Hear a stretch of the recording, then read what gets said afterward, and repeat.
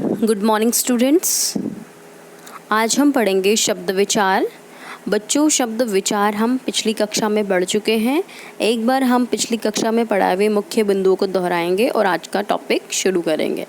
तो अब तक हमने जाना कि एक या एक से अधिक वर्णों के मेल से बने सार्थक वर्ण समूह को हम शब्द कहते हैं और शब्दों का वर्गीकरण विभिन्न आधारों पर किया गया है। उत्पत्ति के आधार पर, रचना के आधार पर, अर्थ के आधार पर और प्रयोग के आधार पर। अभी तक हमने उत्पत्ति के आधार पर शब्दों का वर्गीकरण पढ़ चुके हैं, जो कि थे 4 भागों में डिवाइड। वो था तत्सम, तद्भव, देशज और विदेशज। आज हम पढ़ेंगे रचना के आधार पर शब्दों का वर्गीकरण।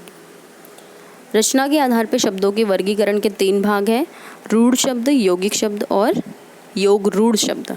पहला है आपका जो शब्द हमेशा किसी विशेष अर्थ को प्रकट करते हों, या उन जो शब्दों के हम खंडों में नहीं बांट सकते या खंडों में बांटने के बाद उसका कोई अर्थ ना निकले, उसे हम कहते हैं रूढ़ शब्द। उदाहरण के लिए जल।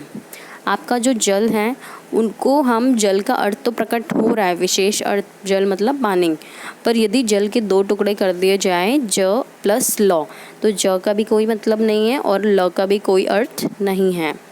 ऐसे ही आपका है आग, तो आ प्लस ग, आ का भी कोई मतलब नहीं है, ग का भी कोई मतलब नहीं है, पर जब दोनों को मिला दिया गया तो उसका कोई विशेष अर्थ निकलता है। इसे कहते हैं रूढ़ शब्द। रूढ़ शब्दों के हम खंडों में नहीं बांट सकते, यानी उसको डिवाइड नहीं कर सकते। दूसरा आपका यौगिक शब्द। यौगिक यानी योग, योग मतलब प्लस, योग से बने हुए शब्द। ये अधिकतर आपके ये वाले शब्द रूढ़ शब्द से बने होते हैं। जैसे आग, आपका रूढ़ शब्द है आग, पर जब इसके साथ हमने बबूला जोड़ दिया तो ये मिलके आपका बन गया आग बबूला, और ये जब 2 शब्द आपके मिलके बन गए तो ये कहलाएंगे आपके यौगिक शब्द। अब आग बबूला आपका मेन शब्द है यौगिक।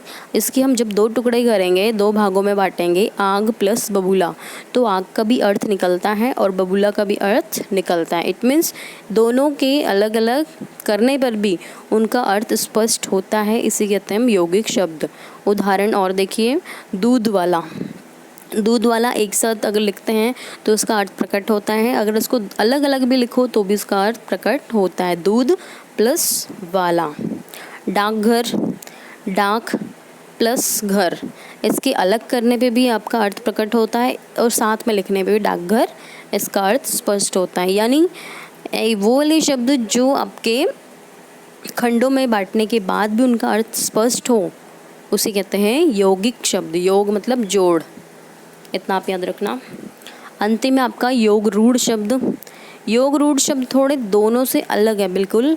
योग रूढ़ शब्द में आपके जो शब्द यौगिक होते हैं परंतु विशेष अर्थ के लिए रूढ़ हो जाते हैं, यानी ये जो बात कही जा रही होती है सामान्य अर्थ को छोड़कर वो विशेष अर्थ को दर्शाते हैं। अगर आपका है शब्द लंबोदर, तो इसका वाक्य रहेगा आपका लंबा है उदर, उदर मतलब पेट, उदर जिसका अर्थात लंबोदर, मतलब जो आपको बात बोली गई है वो ना होकर कोई अलग ही उसका अर्थ निकलता है। सामान्य अर्थ को छोड़कर विशेष अर्थ को दर्शाते हैं। अब दूसरा उदाहरण है दशानन।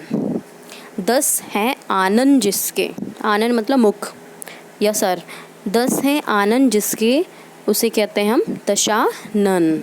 तो ये आपकी जो वाक्य है उससे अलग हटके एक बात को दर्शा रहा है, इसलिए आपका ये योग रूढ़ शब्द रहेगा।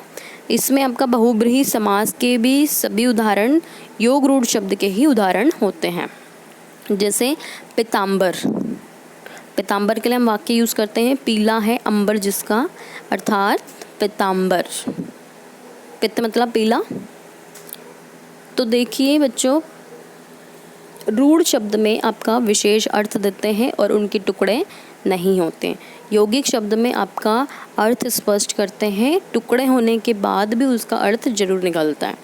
और जबकि योग रूढ़ शब्द में आपका जो बात है, जो स्टेटमेंट है, उससे हट के एक विशेष अर्थ को दर्शाते हैं, सामान्य अर्थ को नहीं दर्शाते, ये विशेष अर्थ को दर्शाते हैं।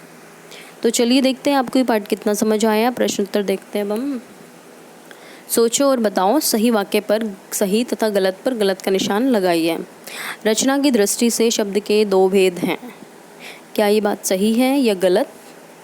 रचना की दृष्टि से आज हमने पढ़ा है कितने भेद हैं? 3। रूढ़ शब्द, यौगिक शब्द और योग रूढ़ शब्द, इसलिए आपका ये उत्तर गलत है। जो शब्द सामान्य अर्थ को छोड़कर विशेष अर्थ बताते हैं उन्हें हम योग रूढ़ शब्द कहते हैं। सामान्य अर्थ को छोड़कर विशेष अर्थ बतलाते हैं, बिल्कुल सही है। अभी हमने पढ़ा है कि लंबा है जिसका उदर यानी लंबोदर, तो ये बिल्कुल सही है आपका। जिनके खंडों का कोई अर्थ ना हो उन्हें रूढ़ शब्द कहते हैं। सबसे पहले पढ़ा था हमने कि वो शब्द जिनको हम खंडों में बांट देते हैं, अलग अलग करते हैं, फिर भी उनका अर्थ नहीं निकलता, उसे हम कहते हैं रूढ़ शब्द, यानी आपका ये स्टेटमेंट बिल्कुल सही है। डाकघर योग रूढ़ शब्द का उदाहरण है। योग रूढ़ बिल्कुल अभी अंत में हमने पढ़ा है, ये विशेष अर्थ को दर्शाते हैं। ये तो आपका डाकघर यौगिक शब्द का उदाहरण है, क्योंकि उसमें बोला जाता है डाक प्लस घर, इसलिए ये योग रूढ़ तो बिल्कुल नहीं है, तो उत्तर होगा आपका गलत। शब्दों का वर्गीकरण 4 आधारों पर किया गया है। सबसे पहले बढ़ाया था मैंने आपको, शब्दों का वर्गीकरण 4 आधार पर किया गया है। उत्पत्ति के आधार पर, रचना के आधार पर, अर्थ के आधार पर और प्रयोग के आधार पर, तो यानी ये उत्तर आपका बिल्कुल सही है। तो बच्चों, आज का आपका होमवर्क यही है कि आपको ये पार्ट अच्छे से पढ़ना है, समझना है, और ये जो आपको 5 क्वेश्चन हैं वो अपनी कॉपी में लिखने हैं और याद भी करने हैं। अगली कक्षा में हम मिलेंगे इसी पार्ट के साथ, परंतु नए टॉपिक के साथ। तब तक के लिए धन्यवाद।